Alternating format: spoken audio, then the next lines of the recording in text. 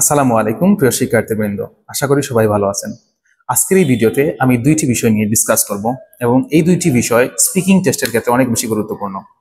তো এই দুইটি বিষয় আমাদের যখন কোনো ক্যান্ডিডেট আমাদের কাছে স্পিকিং টেস্ট দিতে আসে অথবা আমাদের কোনো স্টুডেন্ট যখন স্পিকিং টেস্ট দিতে যায় অন্য কোনো জায়গায়, তখন দেখা যায় এই দুইটা জায়গায় তারা ডিফিকাল্টিস ফেস করে অনেক বেশি।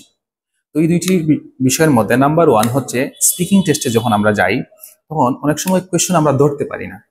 তো কোয়েশ্চেন যখন ধরতে পারবে না তখন কি বলতে পারি আমরা, এই বিষয়ে ডিসকাস করবো প্রথমত। দ্বিতীয়ত হচ্ছে, আইএলটিএস স্পিকিং টেস্ট হোক বা স্পোকেন ইংলিশের স্পিকিং টেস্ট হোক, যখন স্পিকিং এর কোয়েশ্চেনগুলো আপনি ধরতে পারছেন বাট মিনিংটা বুঝতেছেন না, তখন কি করতে পারেন। তো আসেন নাম্বার ওয়ান, যখন স্পিকিং টেস্টে এক্সামিনারের স্পিকিং এর স্পিডের কারণে কিংবা প্রনাউন্সিয়েশনের কারণে যখন কোয়েশ্চেন আপনি ধরতে পারবেন না, তখন এক্সামিনারকে অবশ্যই আপনি বলতে পারেন, excuse me, could you repeat the question. এই কথা বলার পর এক্সামিনার অবশ্যই স্মাইলিং ফেস নিয়ে ওইটা রিপিট করবেন।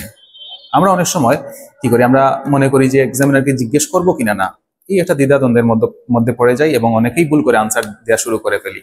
পরবর্তীতে কি হয়, এই ভুল আনসারের কারণে কিন্তু আপনার মার্ক কমে আসে। তো আমরা এই ভুল করবো না। স্পিকিং টেস্টে আপনি কোয়েশ্চেন ধরতে না পারা এটা অস্বাভাবিক কোনো কিছু না। তো স্পিকিং পার্ট ওয়ানে আপনি বলতে পারেন, excuse me, could you repeat the question.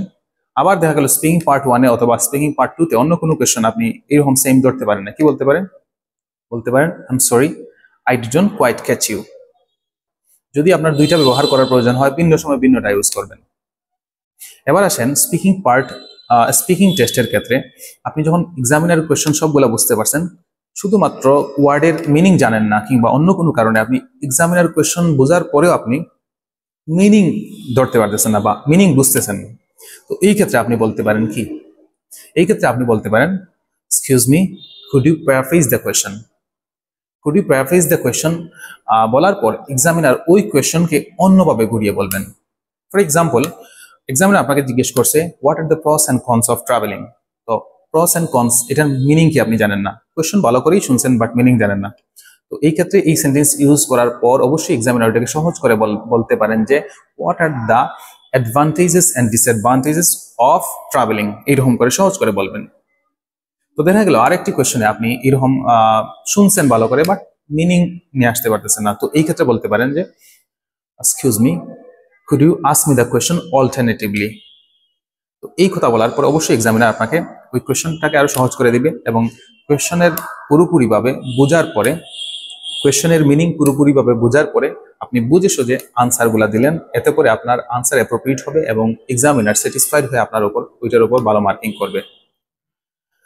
তবে মনে রাখতে হবে, এই সেন্টেন্সগুলা যেন অতিরিক্ত পরিমাণে না হয়। বারবার আমি এই বিষয়টা বলছি, কারণ হচ্ছে অতিরিক্ত হয়ে গেলে দেখা যাবে আপনার স্পিকিং এর ক্ষেত্রে লিসনিং এর ক্যাপাবিলিটিস উইক পয়েন্ট দেখাবে, এতে করে মার্কিং কমে যাবে। তো এতটুকুই পর্যন্ত আজকের মতো, সবাই ভালো থাকেন এবং অবশ্যই আমাদের পেজে এবং আমাদের ইউটিউব চ্যানেলে সাবস্ক্রাইব দিয়ে এবং ফলো দিয়ে পাশে থাকবেন। ধন্যবাদ।